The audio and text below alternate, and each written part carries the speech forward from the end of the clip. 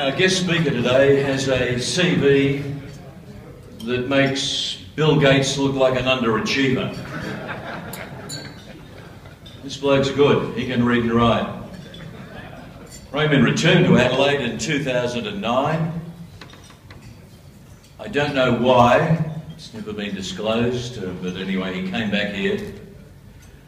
He spent nearly 40 years living and working successfully in the US, India and Europe. And when I say successfully, you've only got to read the bio on the bulletin. Today he remains chairman of a global financial services unit and is involved as an investor and an advisor to a number of startup companies and venture funds here and in the United States. He is currently the chairman of the South Australian Economic Development Board, chairman of the South Australian Health and Medical Research Institute, and he was recently awarded an honorary degree of Doctor of Human Letters by the University of Arizona. Rotarians and guests, would you please give a warm welcome to Raymond Spencer, who joins us tonight.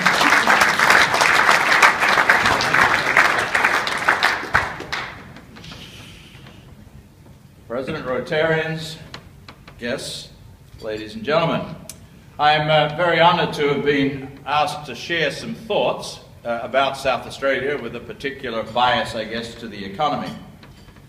So my message today is really very simple. I believe that this decade, the one we're in, has the potential to be the most transformative decade of this 21st century when viewed by our future generations. In other words, I think we're at the moment that's going to make the difference for the next 100 years. Now, our state's transformation can be left to chance, and who knows, maybe we'll get lucky and prosperity will thrive. Or maybe we won't, in which case we'll become a 2030 Harvard case study called South Australia, Lost Opportunity. Now, alternatively to leaving it to chance, we can make a decision.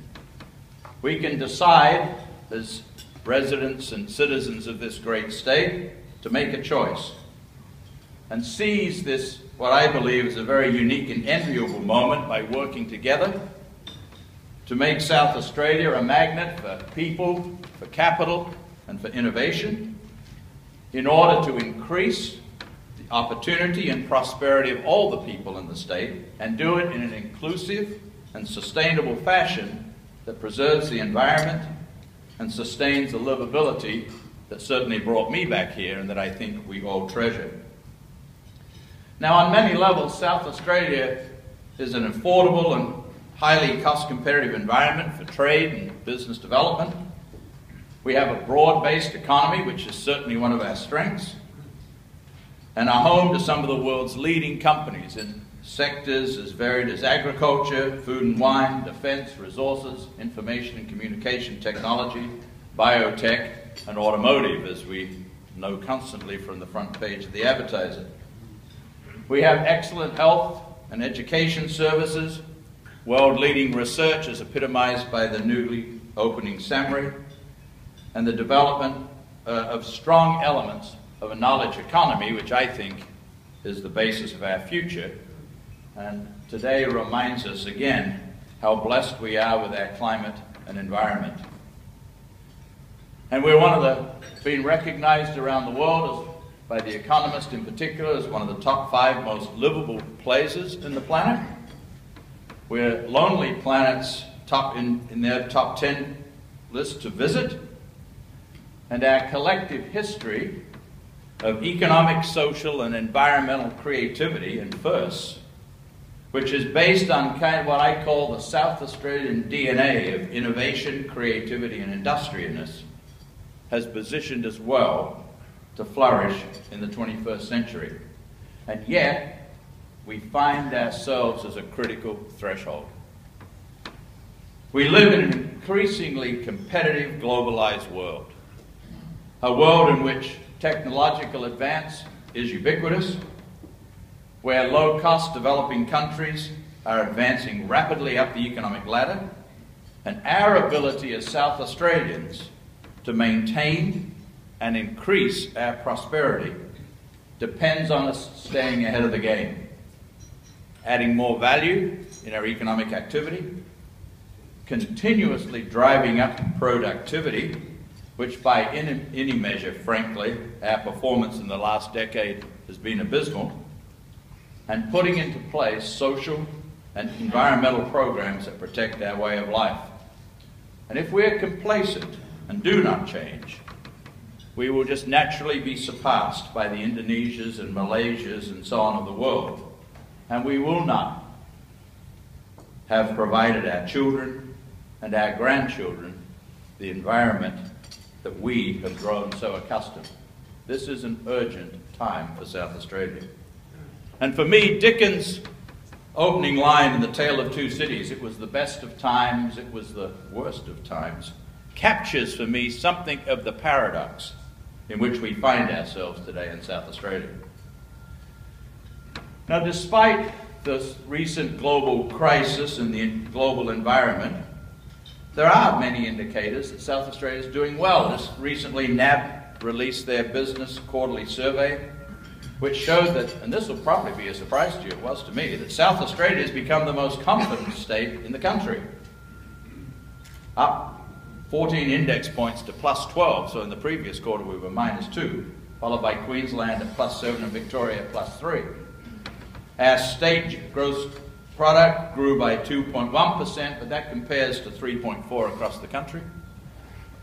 In the 12 months through August, the value of our overseas goods exports is near record high, thanks largely to a good agricultural year.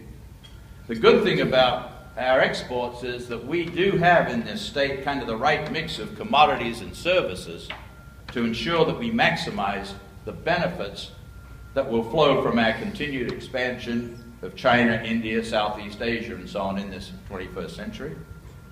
Mining continues to be strong. We've got 20 mines now in operation or under construction and another 30 in assessment stages or close to approval. Agriculture makes up 11% of our GSP. It employs, this often surprises people, agribusiness, agriculture and agribusiness employs 18% of the state's workforce and contributes close to half, 5 billion of that export number I mentioned. And manufacturing, which has been on the front page of the paper, obviously, is still key to this state. It represents 9.2% of our GSP. But the sector is strategically and innovatively transitioning to much higher value manufacturing. In the short term, manufacturing is going to get worse before it gets better. And we are Australia's defence state. 30% of the nation's defence industry is located here. But we do have our issues. We have lost our competitive advantage relative to other states, which was historically reflected on lower labour costs, which frankly were reflective of lower housing costs. These have been lost over the last 10 years. We have a critical issue relative to population. During the March quarter, our population increased only 0.9% or 15,000. While we are growing, we recorded the second lowest population growth rate out of all the states and territories, well behind Western Australia at 3.4.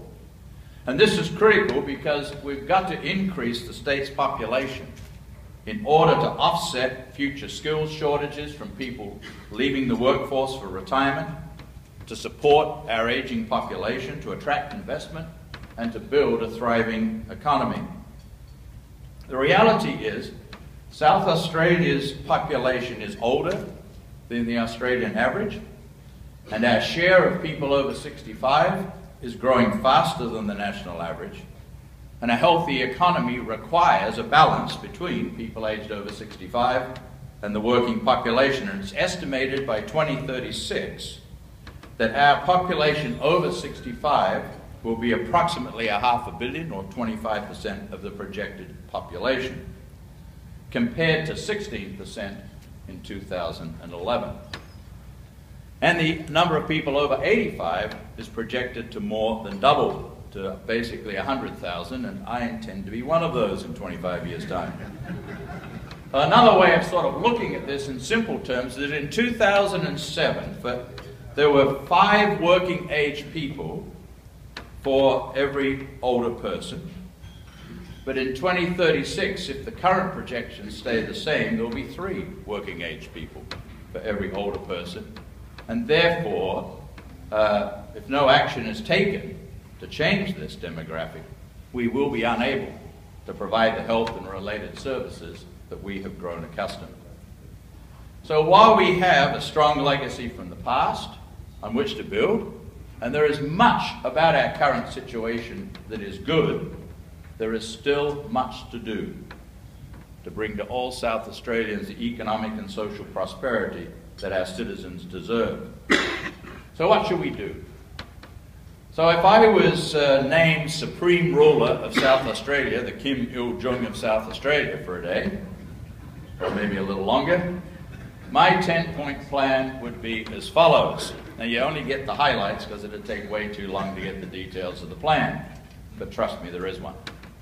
So number 1, we need to maximize the economic opportunities of all sectors by moving up the value chain. That's just the simple game we've got to play. Local businesses need to work aggressively to drive their businesses up the value chain, whatever it is for them.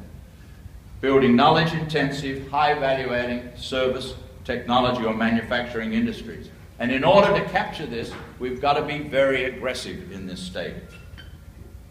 South Australian businesses need to see themselves as global businesses based in South Australia, who need to innovate, take risks, perhaps joint venture, or even merge with other businesses so they have the scale and the balance sheet strength to take advantage of the opportunities that are before us.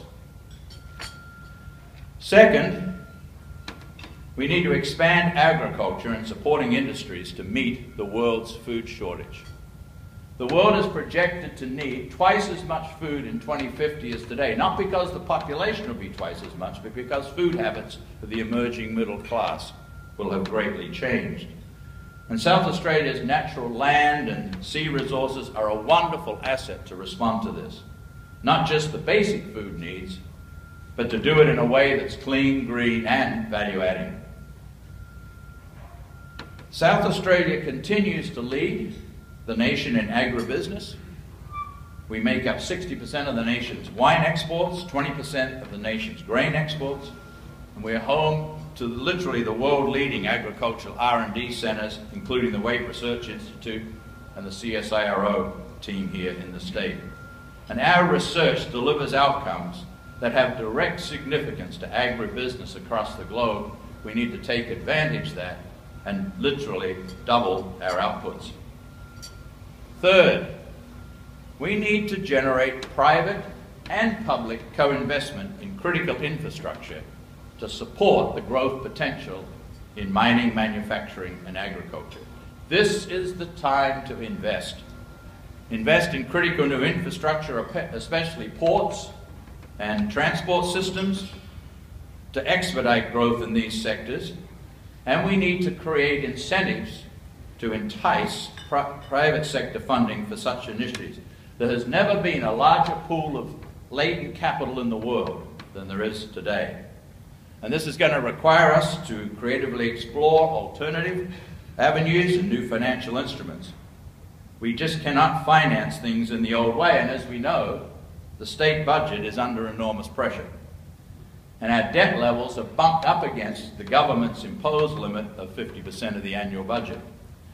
However, to put that into perspective, the debt, which is $9.5 billion and projected to grow to $10.3, including the general debt and public debt like work cover and SA Water, and you can argue whether it should be in it or not, is running at about 10% of GSP, which is $91 million.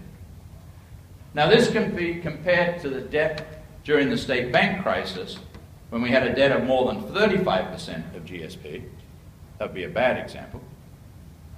But compare that to the debt of GSP when Sir Thomas Playford used debt to reform the state's economy, when our debt was 70% of GSP.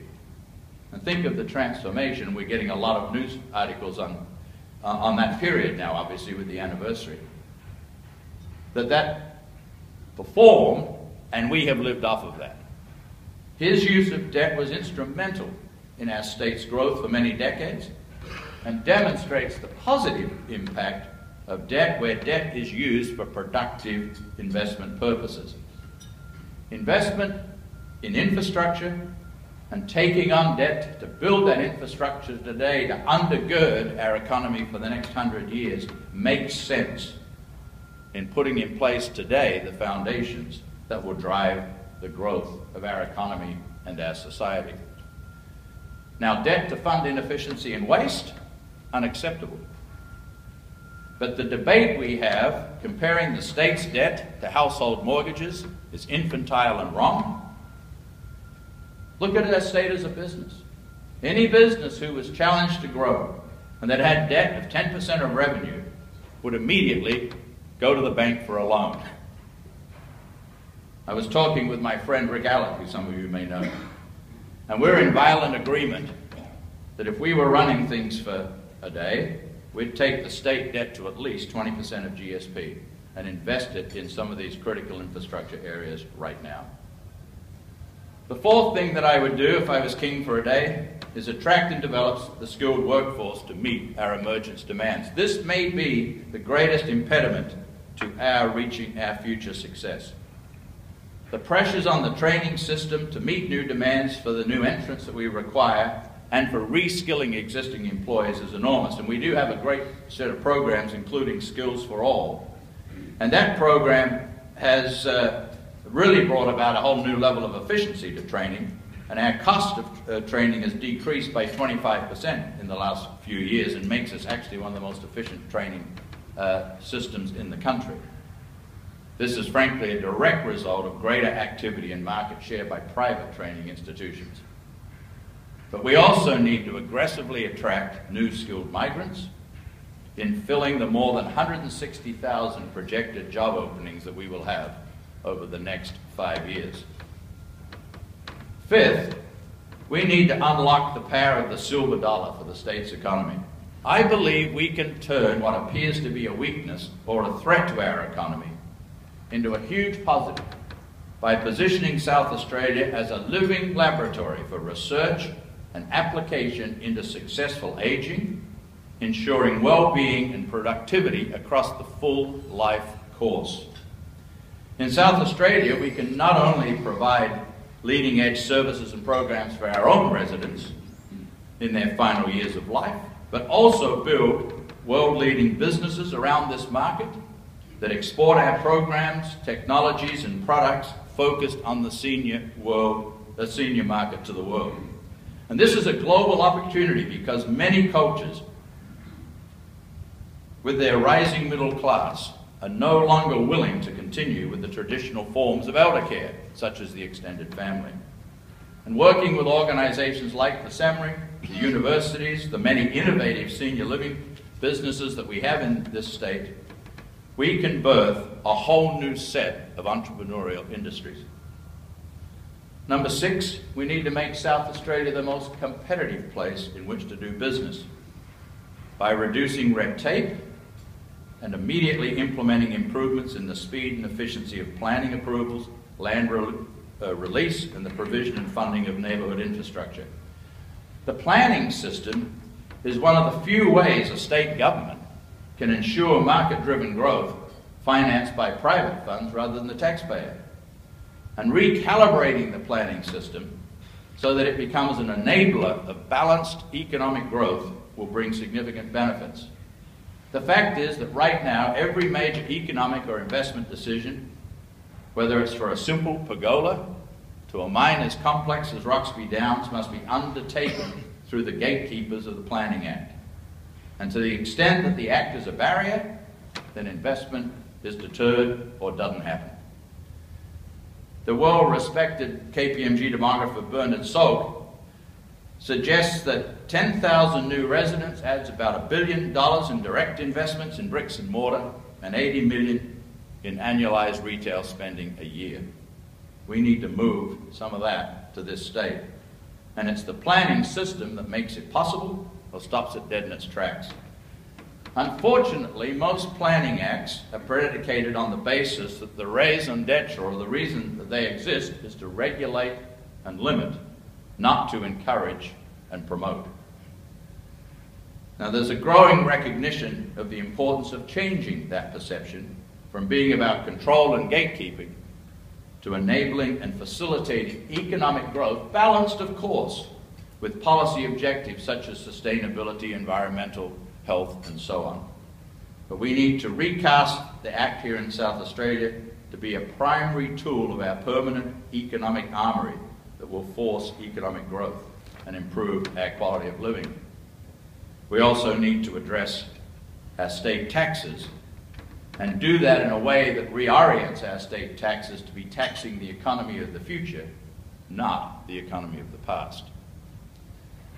Number 8, we need to create an efficient and customer-focused public service. Thomas Friedman, the guy who wrote The World is Flat, says, in the globalized system, one of the most important and enduring competitive advantages that a country can have today is a lean, effective, honest civil service.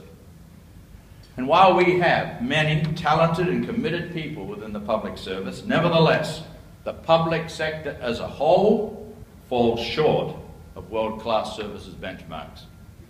Now, the Premier has embarked on a program of renewal in the public sector, one that's aimed directly at its culture and workforce, beginning with its core values and moving outward to its way of working.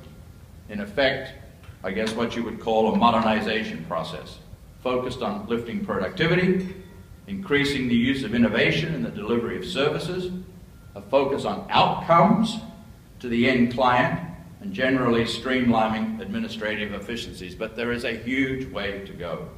This state, if it's going to be successful, can have and must have a public service on par with the world's best.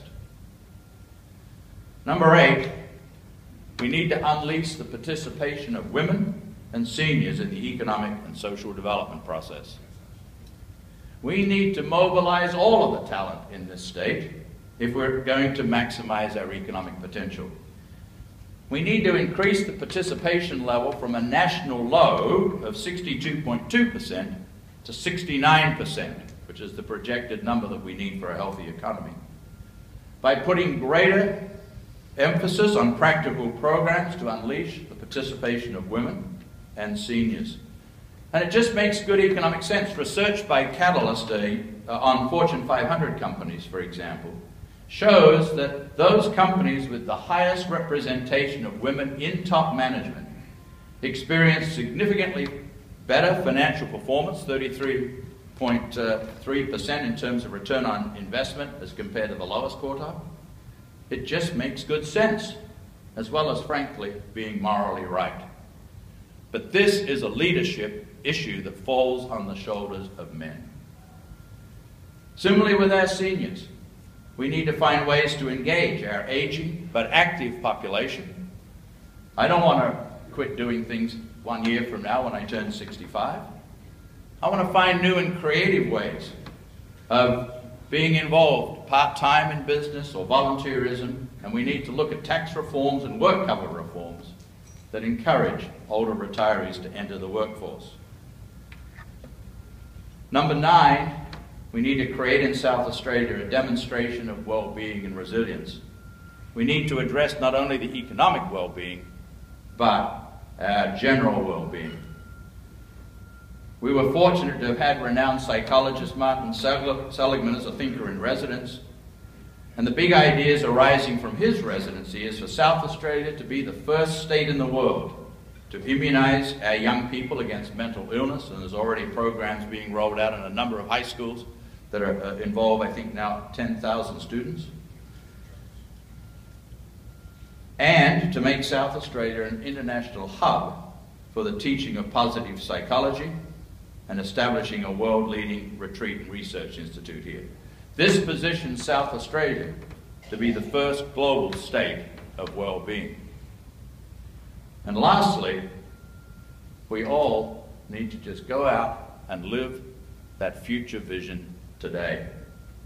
embodying the confidence of a renewed South Australia.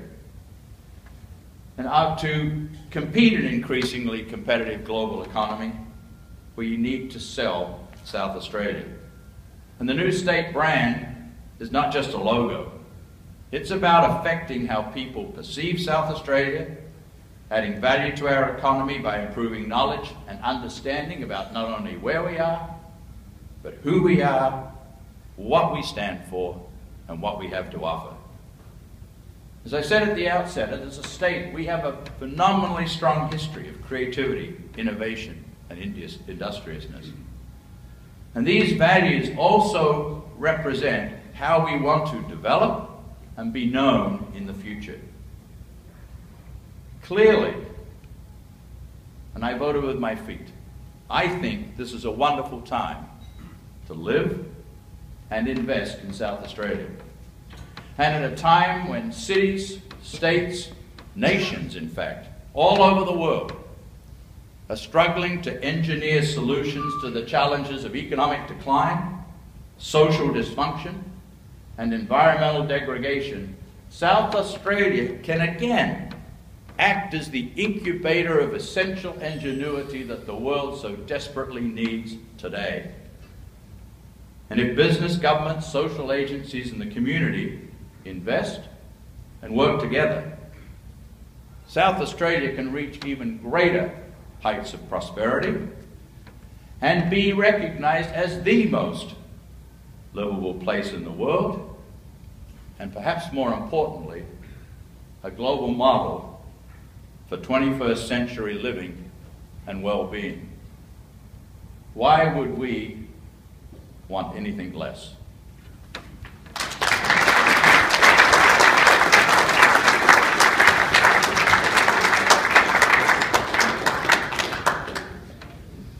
Raymond, if you want to become dictator, you've got my vote, a 4 or 5 year term, whatever the case might be.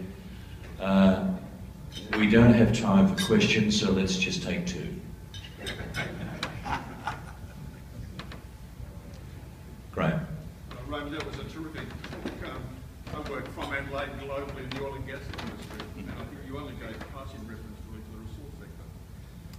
South Australia's, well, most agriculture is important, but most of South Australia isn't suitable for agriculture. Most of South Australia is suitable for resources.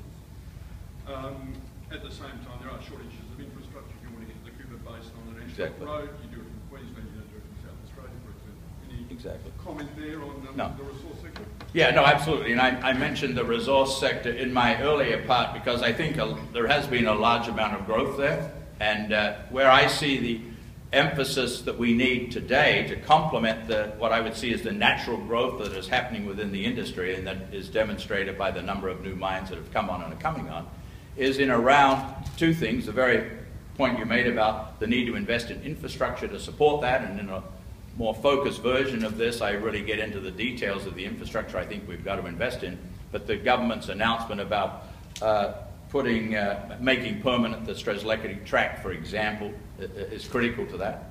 But secondly, it's around the rest of the economy, building businesses in the value chain that is going to support the resources industry. That's where the really big bang from the resources industry comes, in addition to the obvious of the upside of the economy. I know that time's up. There has to be a question on the future of the motor industry. Raymond, is there a future for the motor industry? No, there's not if we don't subsidise it. There isn't a country in the world that's got a developed country, an OECD country, that has a motor industry that doesn't have some form of subsidy. I've been clear in my own announcements on this. I believe we should be subsidising our motor industry in South Australia in particular today, because we need time to transition the advanced manufacturing economy, and the impact in terms of the thousands of jobs, not just the General Motors jobs, but the jobs in the value chain that supports that will be devastating. So I think we should continue to support it for a number of years, while we also simultaneously work like hell to create more and more advanced manufacturing, expand the defence industry, get the services business to the resources industry in place that will attract a lot of those skills, and then we can have another debate. Right now, I think we're wasting a lot of air having the debate because I think it's too painful, but I am afraid, as I've said recently, that the way this debate has become politicized, in fact, will give, if I was the director of General Motors, I'd be rubbing my hands together and saying, great, they just gave me the excuse to make the decision I was looking for. Rotarians and guests, one of the best guest speakers we've had in a long time, Raymond Spencer, if you will. Please thank you.